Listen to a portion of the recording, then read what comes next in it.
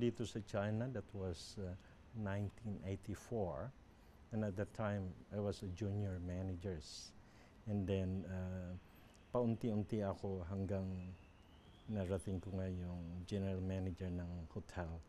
Ang lahat ng trabaho dito sa China is something to do with hotels, nasa service industry. Kaya tumagal ako ng 32 years. I spent 16 years in Beijing.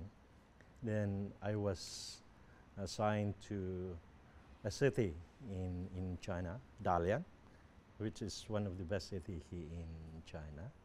And after 16 years, I was assigned to Hainan. And then after 3 years, I came back here in China, in Beijing. That's why I am now here in Beijing. Nung unang-una, punta namin dito sa Beijing. Ang trato ng mga Chinese, the employer and the staff, napakaganda.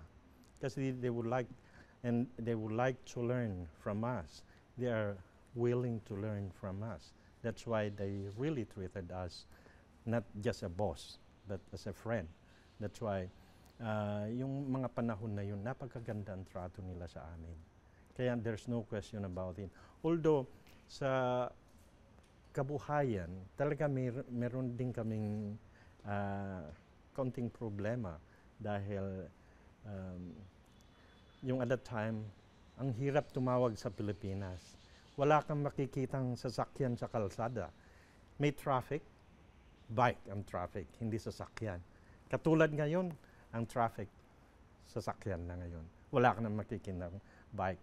Ayan ang problema namin noon. Gusto mong bumili ng gusto mong kainin, wala kang makikitang pagkain ng Pilipino dito. Lahat ay Chinese food. Pero after a decade, kita mo na ang China, umangat bigla. Kaya nagustuhan ko, kaya tumagal na ako rito sa China. Kasi I think China is the land of opportunity for me. So, kaya I decided to stay here in China. Talaga napakahirap kasi yung mga anak ko maliliit pa sila. Then I came here in China. Ang unang-una is kasi sa aming mag-asawa ay meron din kaming ambisyon to improve our living standard. Kasi kung sa Pilipinas at that time, talaga mahihirapan ka talaga. Maski university graduate ka, ang hirap talaga ang buhay. That's why I decided to come here in China to look for a better, opportunity. Ang mahirap talaga kung malayo ka sa pamilya, but trust is number one. As long as possible, you have to write long letters. That's every now and then. Let's say 2 times a week. Talaga susulat ka yan. Kasi noon ang tatawag sa Pilipinas, unang-una napakahirap ang telecommunication dito sa China at the time.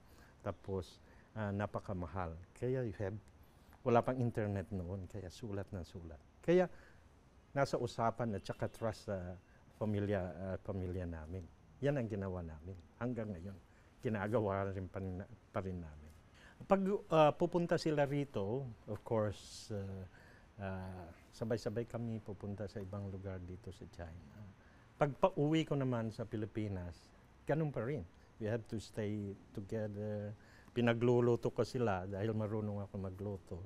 At saka, as much as possible, talagang yung gusto ko silang makasama, maski 24 hours, yun ang talagang, basta umuwi ako talagang I spend time with them.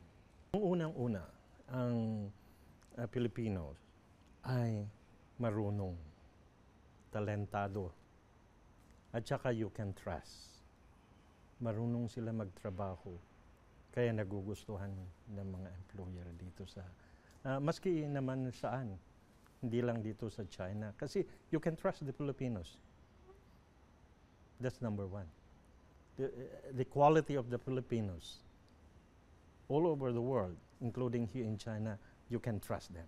natutuwa ako para makita ni Presidente Duterte ang nangyayari dito sa China.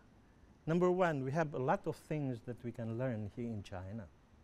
And I think if the Philippines and China work together, I think it is more beneficial for the Filipinos and the Philippine itself.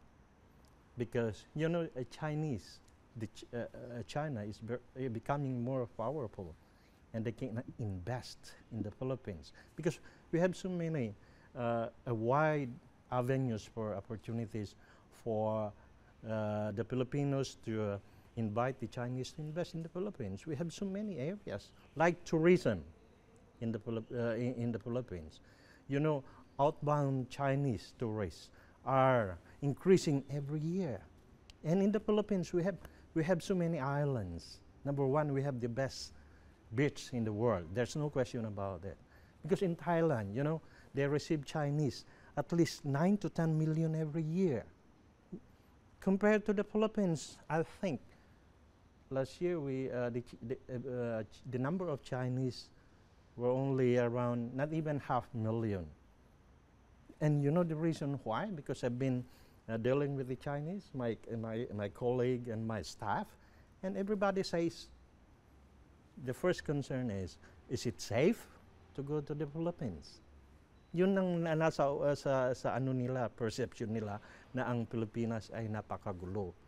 Tsaka sana man lang si President Duterte maayos yung kaguluhan sa atin.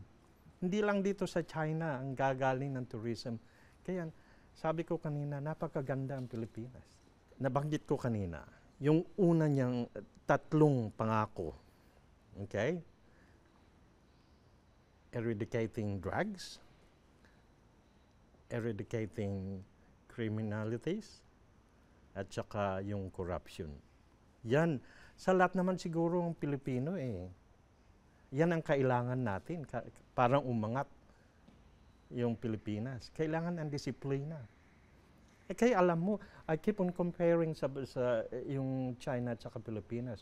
Kung magagawa ni Presidente yung nagawa ng China dito sa China, just imagine, 1.2 billion people, paano nila na-disiplina yung tao dito? A huge land, a huge population, and yet they managed to